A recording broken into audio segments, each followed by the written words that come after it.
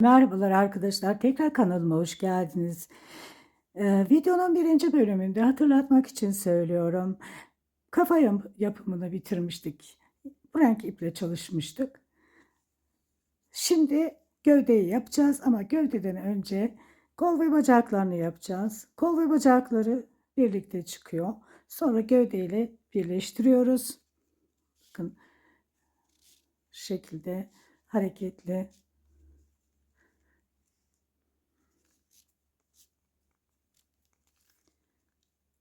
Şimdi bakın ben böyle bir tane hazırladım. Aynısını birlikte öreceğiz.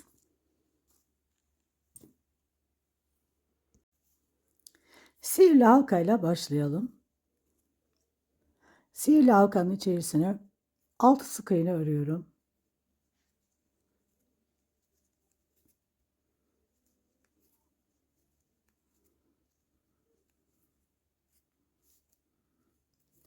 Karşısıyla birleştiriyorum.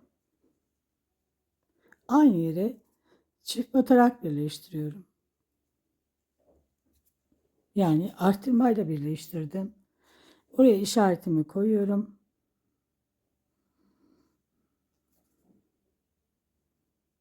Şimdi ilk sık iğneden başlıyorum. Bir tane sık iğne örüyorum. Bir tane arttırma. Bir sık iğne. Bir arttırma.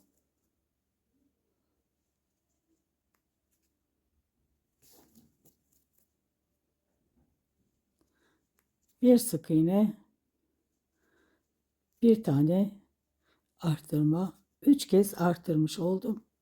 Şimdi bakın burada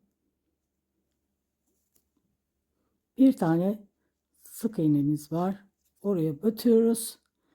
Arttırmadan sonra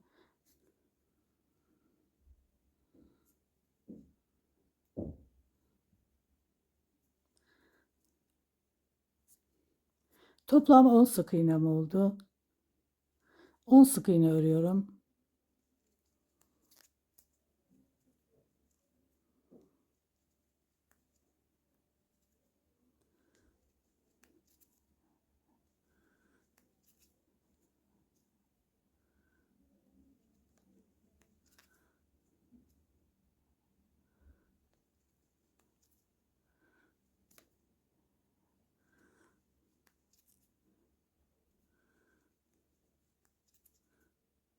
On sık iğne ördüm.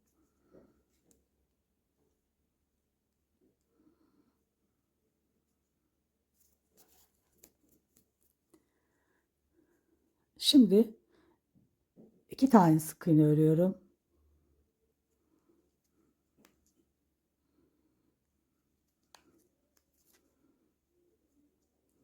Üç tane eksiltiyorum.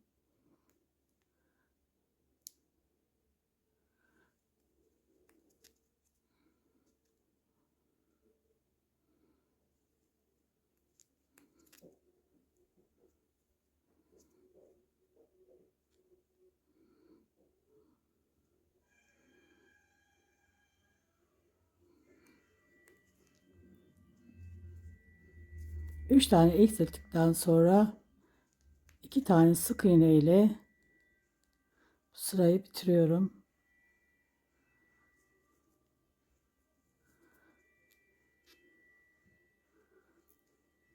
Bitirirken bakın böyle ilmek kaydırıyorum. Bir zincir çekiyorum. Birazcık uzun bırakıyorum.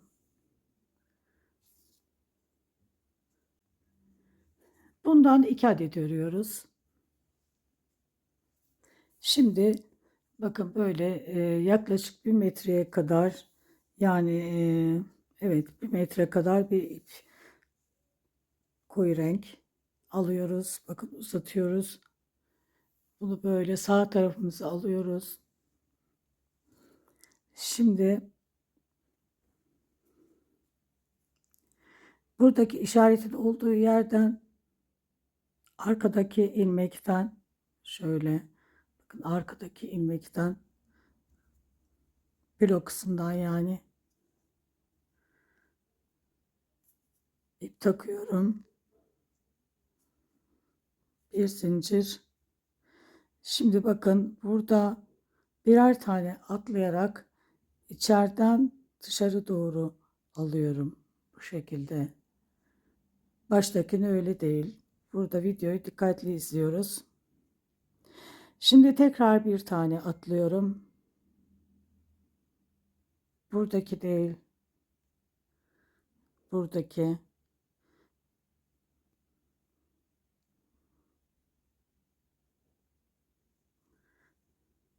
Yine bakın bu şekilde. Şimdi en sonuncusunu atlamadan alıyorum.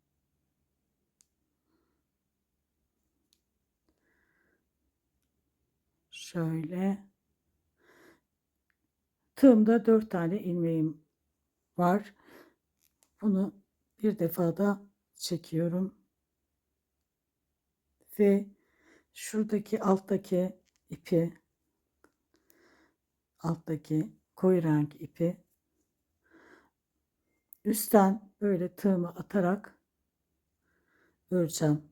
Bunu böyle itiyorum, sık örüyorum. Bu şekilde 50 tane zincir çekiyoruz. 2 tane zincir oldu.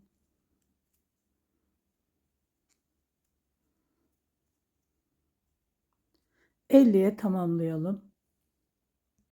50 tane zincir çektim bu ipi üstüne, tığımın üstüne böyle dolayarak. Şimdi bir tane zincir. Bakın bu kadar da ipim kaldı.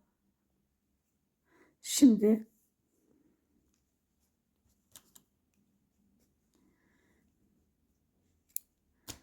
yine bu boyda bir ip kesiyorum. Bunu kullanacağım dikmek için. Ve karşılıklı bunları birbirine bağlıyorum.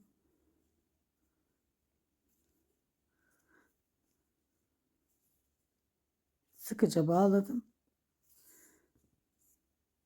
Hangi ip uzunsa onu iğnemize takacağız.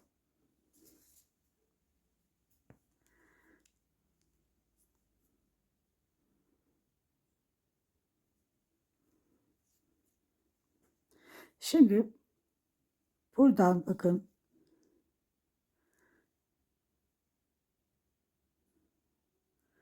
hemen işaretin yanından içeriden şu ipi de tutuyorum, dolaşmasın.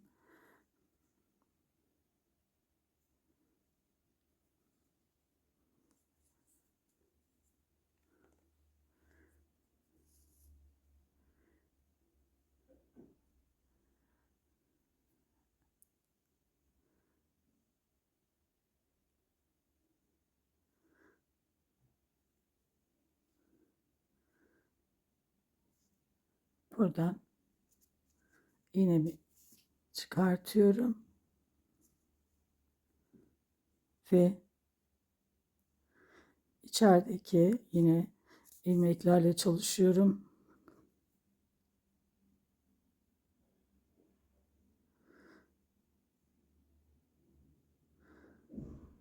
Burada atlamadan her ilmeğe batıyorum.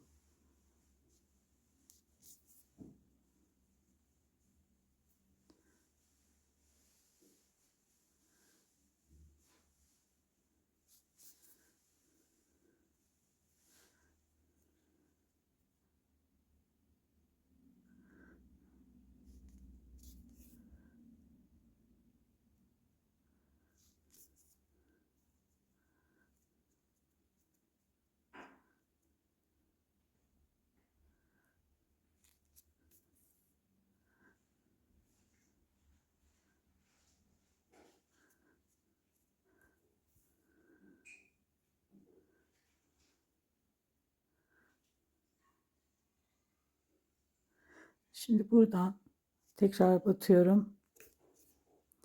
Burayı sabitleştiriyorum.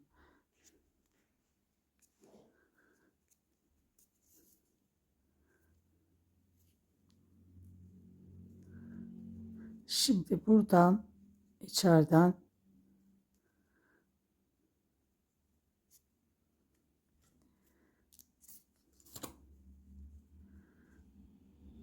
sihirli halkanın ortasından değil de kenarından bir yerden çıkıyorum. Aynı şekilde bakın, aynı şekilde buradaki ipi de şimdi aynı yerden çıkartacağım.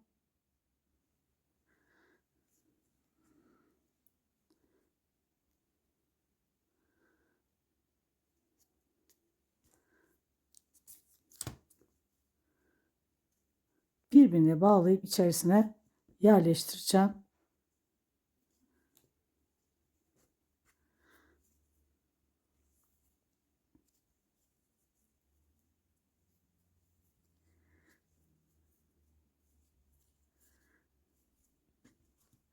Buralara elyaf koymuyoruz. Elyafı kol ve ayaklarına elyaf koymuyoruz. Kollarına ve ellerine.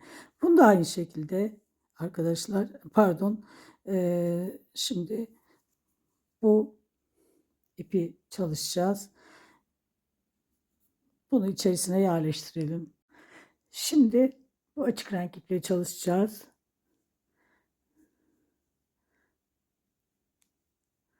Buradan bakın, buradaki değil, buradaki ilmeğe batıyorum. Arkadan ön kısma doğru buradaki tek olan ilmeklere bu şekilde batarak devam ediyorum. Her ilmeğe içeriden dışa doğru.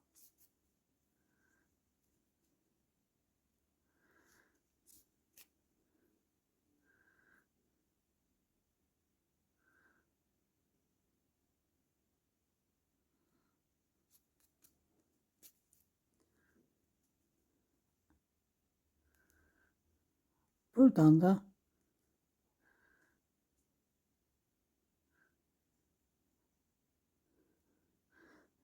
tam böyle sihirli halkanın ortasından çıkalım.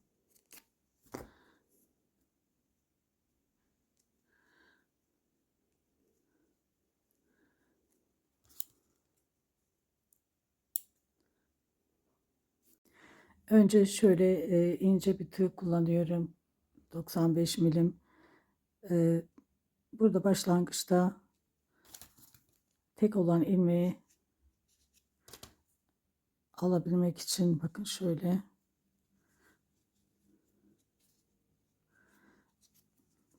buraya ip taktım. Biraz daha ipimi kısaltabilirim. Şimdi bakın, buradaki ilmeği bir tane aldım. Bir tane ilmek aldım. Aynı yere batıyorum. Burada bir tane sık iğne oluşturdum. Şimdi ikincisi,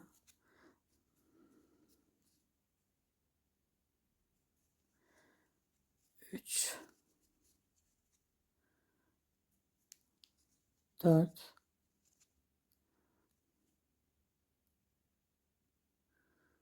beşincisine batıyorum.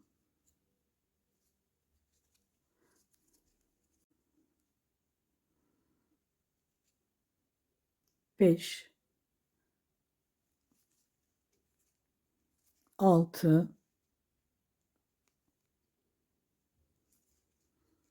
6 ve bakın, şuradaki bağlantı yeri değil, hemen onun üstü. Yine bakın, burası değil, burası. Tıpkı burada yaptığımız gibi.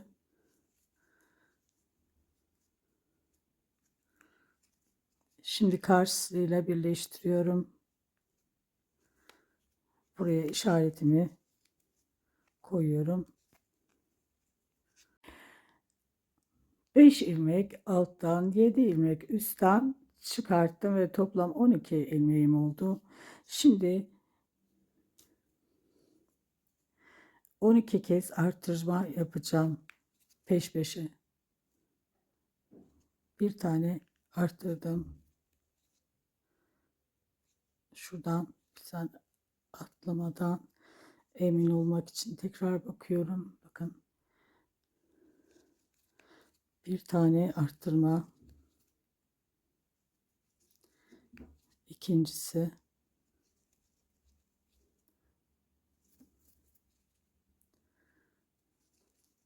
Üç.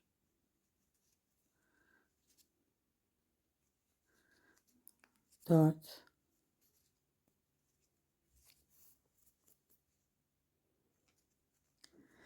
Her gördüğüm yere çift batarak devam ediyorum. 4 demiştik. Şimdi beşincisi. 5. artırma.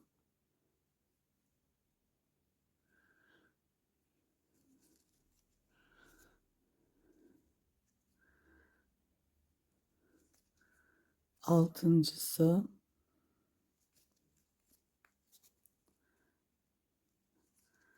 7.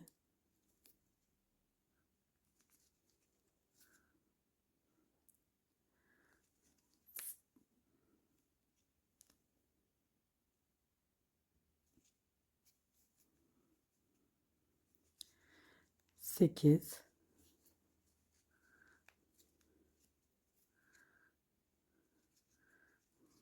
9.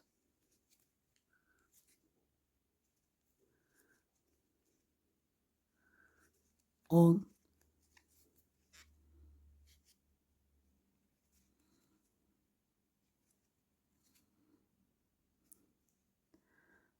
11.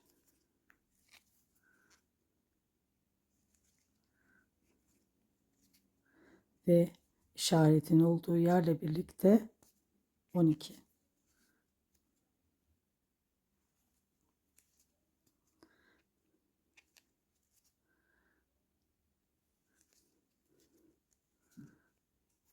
Burada sık iğne, iğnelerimiz yan yana çok bitişik olduğu için, yani arttırma yaptığımız için burada örerken hata yapmamaya çalışın arkadaşlar.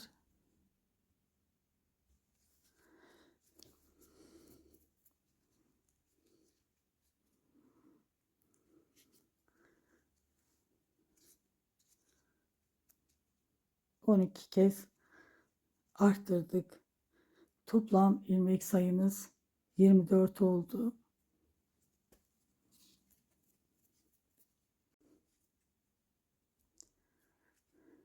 Şimdi 10 sık iğne örelim.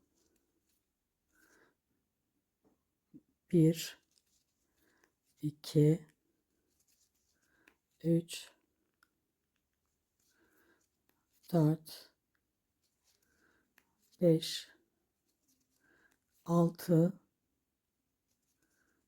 7, 8, 9,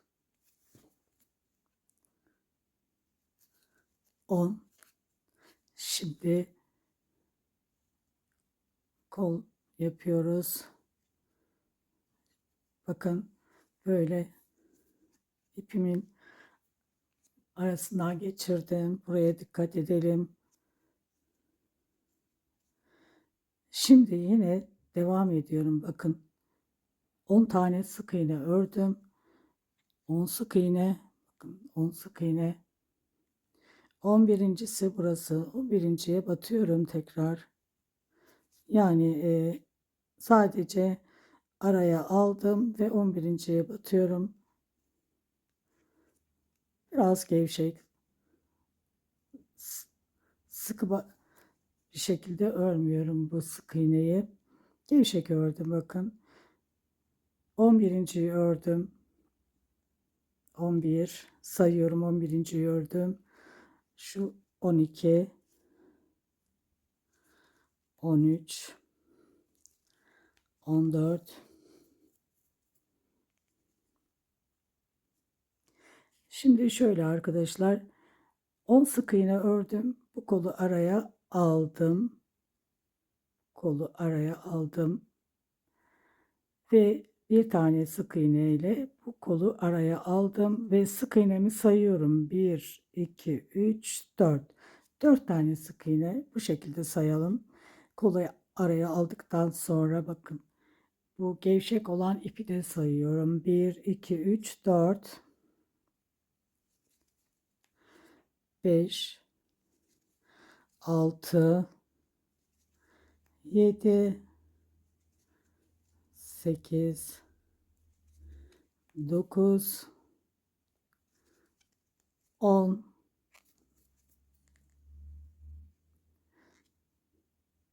11. 11 sık iğne ördüm. Şimdi bu kolu alıyorum. 11 tane ördükten sonra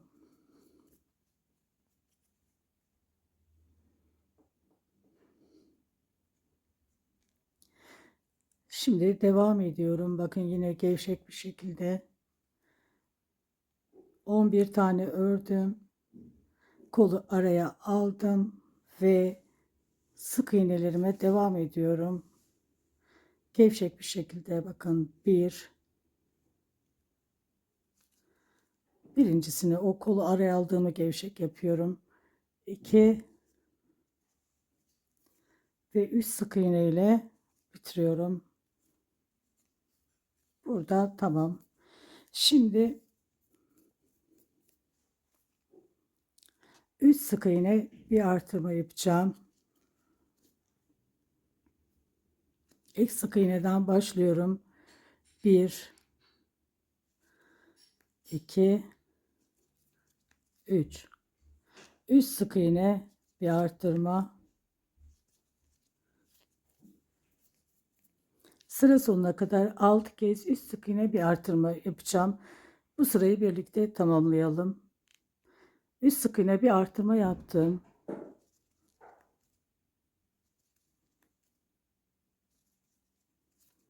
Üç tane ördüm. Şimdi bir tane artırıyorum. Bu ikincisi. Şimdi tekrar 3 tane sık iğne. 1, 2. Bakın üçüncüsü kola denk geliyor. Şimdi kolun yanındakine devam ediyorum. Sık iğnelerimi artırdım bakın. Sıra sonuna kadar bu şekilde 6 kez. Yani toplam 6 kez artırmış olacağız.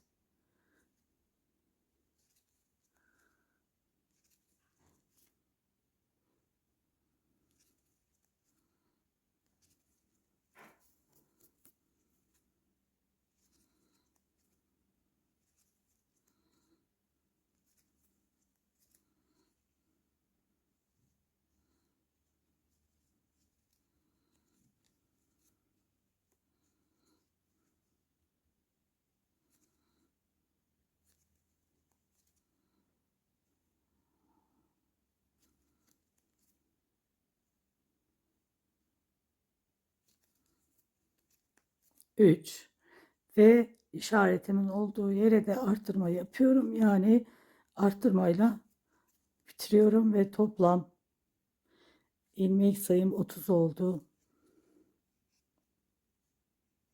7 sıra 30 sık iğne örelim, sonra görüşelim. Şimdi 7 sıra 30 sık iğne ördükten sonra artık buradaki bacakları birleştireceğiz. Bunları, buradaki kolun devamı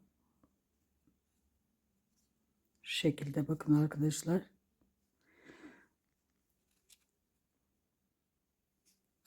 Şimdi öncelikle 14 tane sık iğne örüyoruz.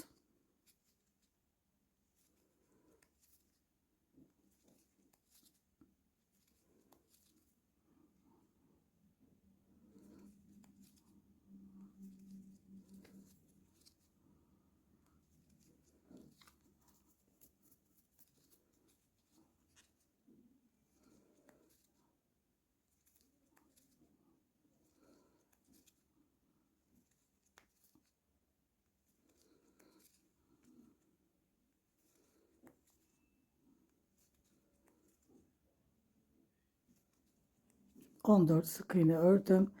Bakın buraya dikkat edelim. Yanlışlıkla bunu bu tarafa almayalım. Bakın bu kolun devamı olan, bunu birleştireceğiz. Bakın arkadaşlar.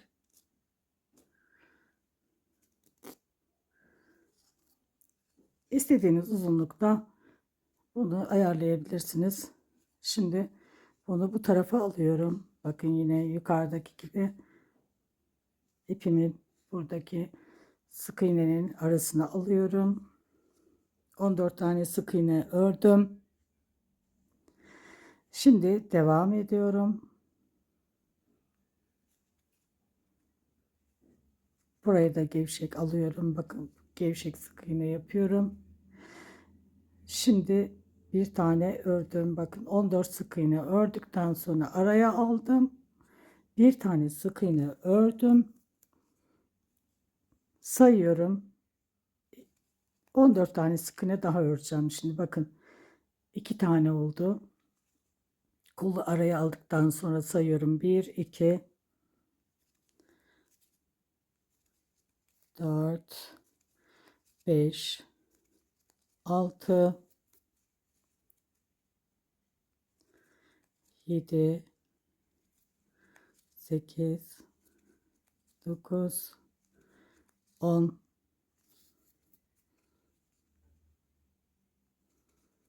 11,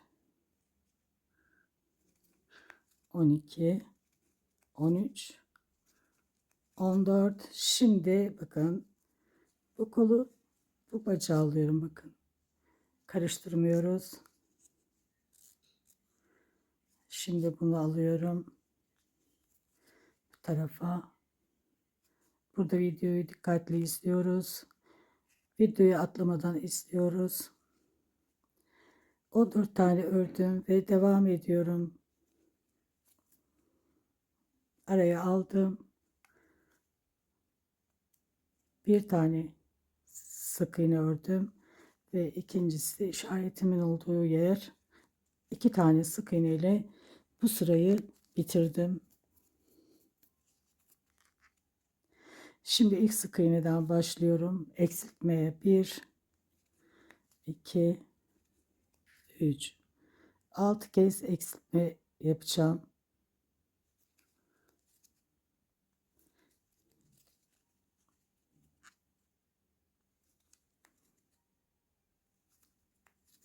Sıra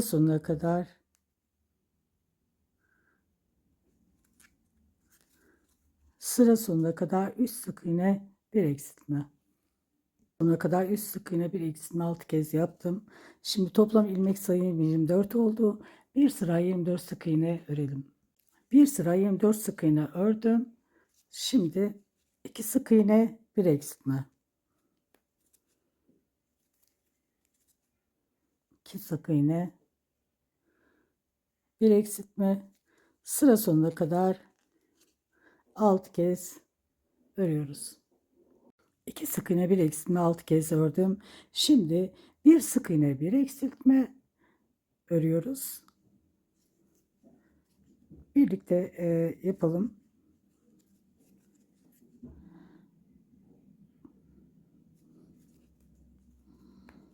Bir sık iğne, bir tane eksiltiyorum ve sıra sonuna kadar bir sık iğne, bir eksiltme örelim. Burası daralmaya başlayınca elyaf koyuyoruz. Elyaf koyuyoruz. Bir sık iğne, bir eksiltme yaptım. Toplam 12 tane sık iğnem oldu. Şimdi burada her sırasını, her ilmeğe eksiltiyorum. Bakın 6 kez eksiltiyorum. Yani bunu hiç bilmeyenler ya da yeni başlayanlar için tekrar söylemek ihtiyacı duydum arkadaşlar. Bunu 6 kez bu şekilde eksiltelim ve daha sonra da biraz ipi uzun koparıp burayı kapatalım.